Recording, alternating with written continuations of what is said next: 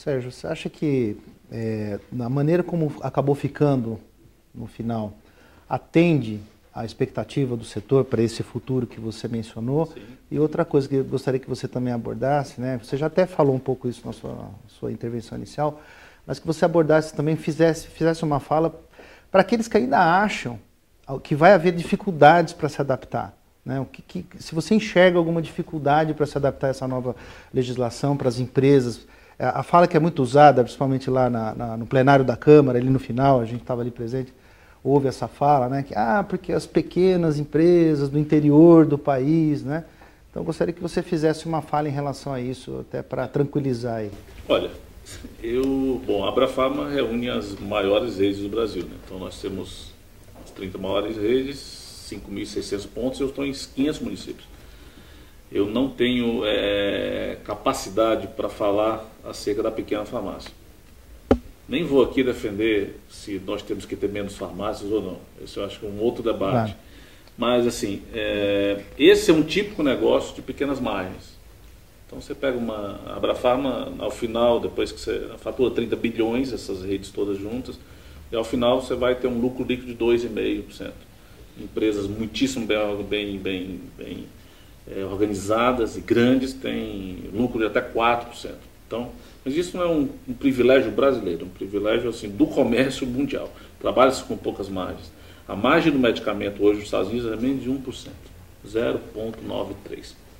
E aí aí por isso que eles têm uma ampla linha de produtos para compensar a margem.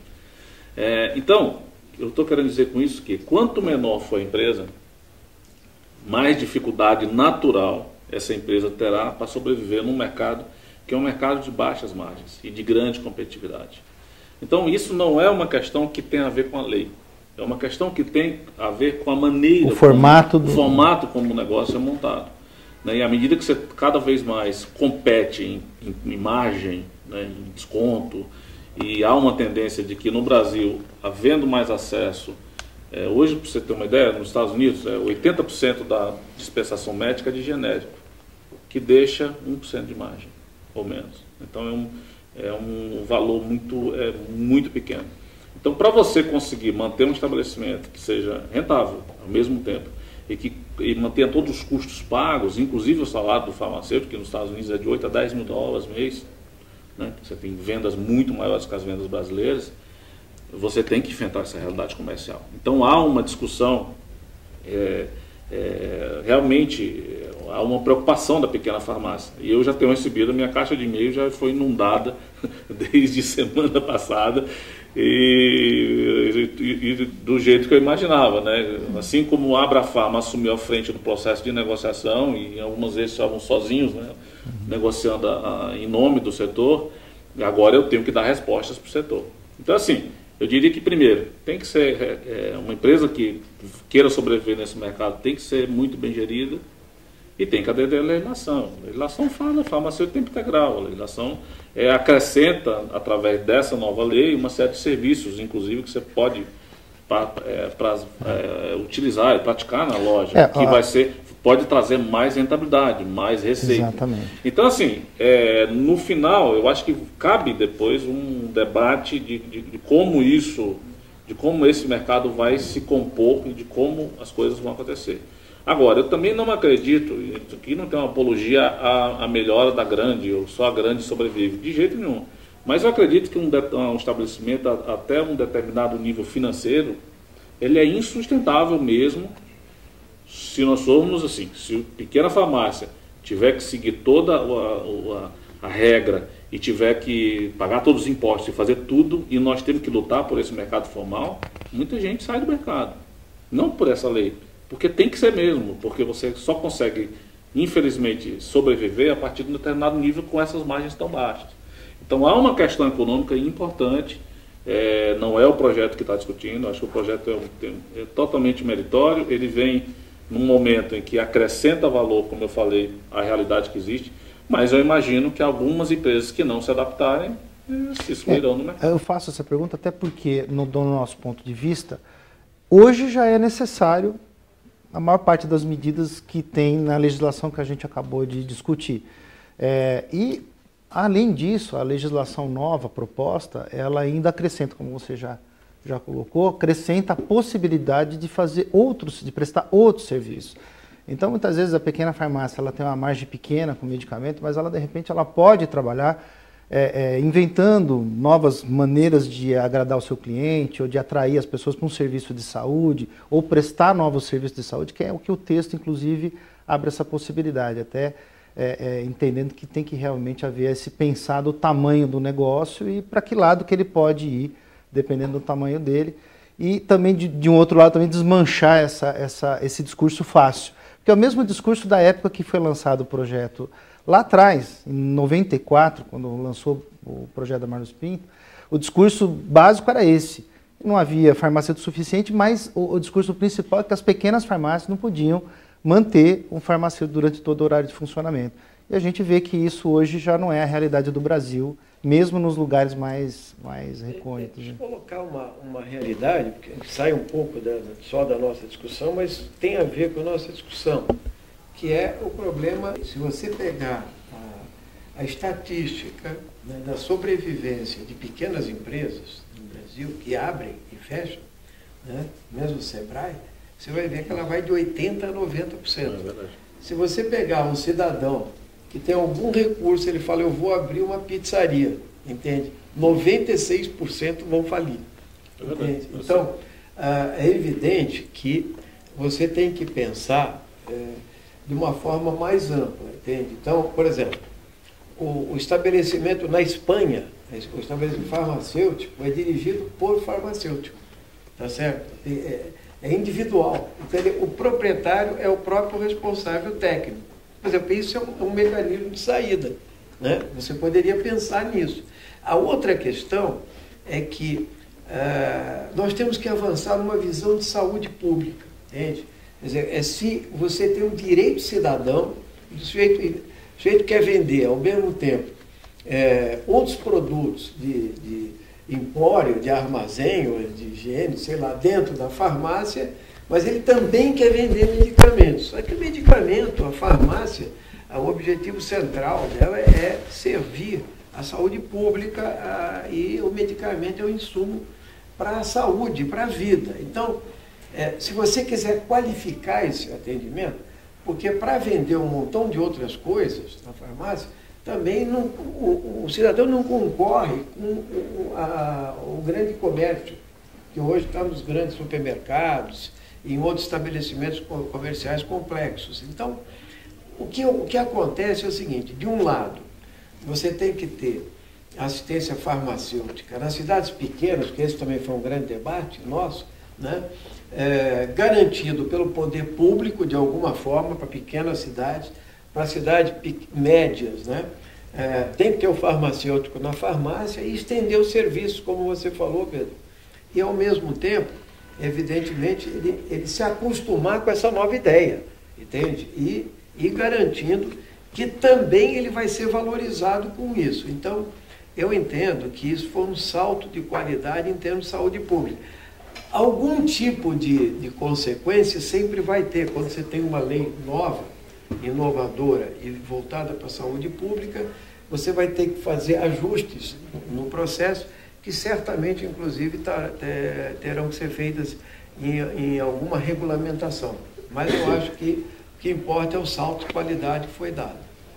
Quem acompanha, voltando aqui para a Europa, como o deputado citou, né, quem acompanha o fórum, por exemplo, as discussões que existem no Fórum Farmacêutico Europeu, vê que a farmácia hoje está passando por uma crise na Europa, né? Se você pegar a Espanha, Portugal, Países Baixos, Turquia, né, tirando talvez a Alemanha, Suíça, Bélgica, os mais ricos, Inglaterra, a farmácia também se reinventa, começa a se reinventar. Por exemplo, nunca se imaginou que na Europa tivessem redes, hoje existem redes informais com mais de 4 mil lojas, farmacêuticos independentes que se juntaram, né, porque lá na grande maioria dos países existe redes informais, né, de cooperativas e até de promoção. Você vê o sul da Itália, as farmácias abrindo para farmácias, né? Estabelecimentos que vendem MIPs e uma série de outros produtos de conveniência, até alimentos frescos, tem uma seção grande de frios. Ou seja, a farmácia ao longo do tempo ela vai se moldando e vai, eu diria que a farmácia é o estabelecimento mais próximo do cidadão em qualquer local do mundo. Se fizer uma pesquisa local, vai ver que a farmácia é o local mais próximo para tudo. Mais próximo no sentido de oferecer o primeiro olhar do profissional farmacêutico sobre o problema que o paciente tem, mas também hoje o estabelecimento mais próximo que oferece soluções de beleza, de bem-estar, em alguns países, em alguns locais, até alimento fresco, né? Então, esse formato ele vai se moldando. Eu diria que nós não chegamos ainda no Brasil, deputado, na grande discussão com o grande varejo. Essa discussão vai chegar, porque chegou nos Estados Unidos, chegou na França hoje, uns MIPs indo para a gôndola do supermercado, uma pressão enorme que existe na comunidade europeia. Essa discussão vai chegar. E aí, por isso que cabe um debate que inclui a questão econômica com a questão do serviço e a questão dessa proximidade que tem com o consumidor. A lei, ela, ao estabelecer o serviço farmacêutico e ao colocar essa camada, esse andar a mais na farmácia, eu acho que propicia essa discussão. O ganho maior, como você bem colocou, a figura de linguagem muito boa, estava todo mundo, né, um lado contrário ao outro. Cada um eu acho que se a gente conseguir montar uma agenda comum, olhar para frente com esses olhares de para onde caminha esse estabelecimento, que tem que estar cada vez mais próximo do usuário, do consumidor, um papel auxiliar ao papel do sistema único, o que ele pode atender em termos de e até onde ele pode ir. Existe uma riqueza aí muito grande que outros países mais antigos, né, que já passaram por ondas como genérico, representa 80% da venda, passaram por outras ondas que nós não passamos ainda. A gente precisa ter um olhar mais à frente. Então a lei permite esse efeito colateral interessante. Para a Abrafarma em si, o açúcar no mel, porque nós estamos, a Abrafarma agora, como entidade, ela está formatando vários serviços farmacêuticos que ela vai oferecer, como entidade, vai oferecer para os associados implantarem se quiserem. Então, acabamos de fazer uma pesquisa de serviços farmacêuticos internos, do pouco que a gente faz. Tem 8, a gente mapeou 18 serviços possíveis de serem implantados, a gente vai começar com 8. Tem um professor, o professor Cassiano Correa, está trabalhando com a gente no projeto, e a ideia é a gente oferecer isso. Nós vimos atrás de lutar com a Anvisa, né, e com o próprio Conselho Federal para a gente tentar ver uma parceria possível de baixar uma resolução possível. Agora a lei permite que seja feito isso. Então, quem diria, deputado, que o projeto extrapolaria a ideia inicial e as empresas se interessariam, né, o setor se interessaria, além dos farmacêuticos, né, os outros setores, né, o governo se interessaria pela proposta de mudança. Pois é, houve uma resistência muito grande, de uma maneira muito simples naquele primeiro momento, porque, na verdade, a implantação do Sistema Único Público de Saúde não foi feita no Brasil com propriedade ainda, nem com investimento. Essa é uma questão. A segunda é que o avanço dessa visão, inclusive de uma agência de vigilância sanitária, né, e também o fato de você ter a disponibilidade profissional dos farmacêuticos, porque o farmacêutico pode estar fundamentalmente em 3 vias, né? À frente da farmácia, né? No laboratório de análise ou na indústria. Mas vamos e venhamos que a farmácia é a casa do farmacêutico. 80% estão na farmácia. E ele tem que ocupar esse espaço, você entende? Que é dele. E isso valoriza a saúde, valoriza a profissão.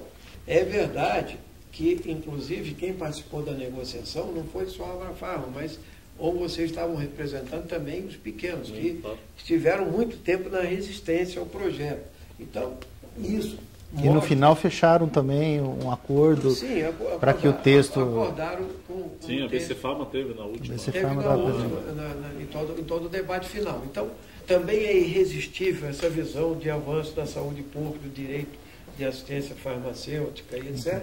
Levando-se em consideração que, quando se faz um projeto, é evidente que nós não queremos diminuir emprego, nós queremos aumentar emprego. Nós queremos garantir desenvolvimento. Né? Agora, nós queremos garantir direitos e queremos garantir saúde pública. E eu acho que o projeto dá conta de ser um passo importante nessa direção. Queria agradecer muito a presença de vocês, né? Agradecer aí esse espaço para vocês conversarem, exporem aí a situação para os farmacêuticos e convidar todos aí a assistir os próximos programas do Encontro com o Presidente, a TV CRF. Muito obrigado a todos.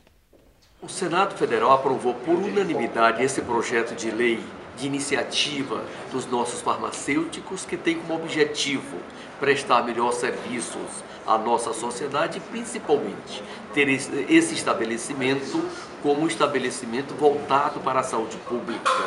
E esse reconhecimento é resultado do trabalho que essa categoria presta ao longo da sua história às nossas famílias.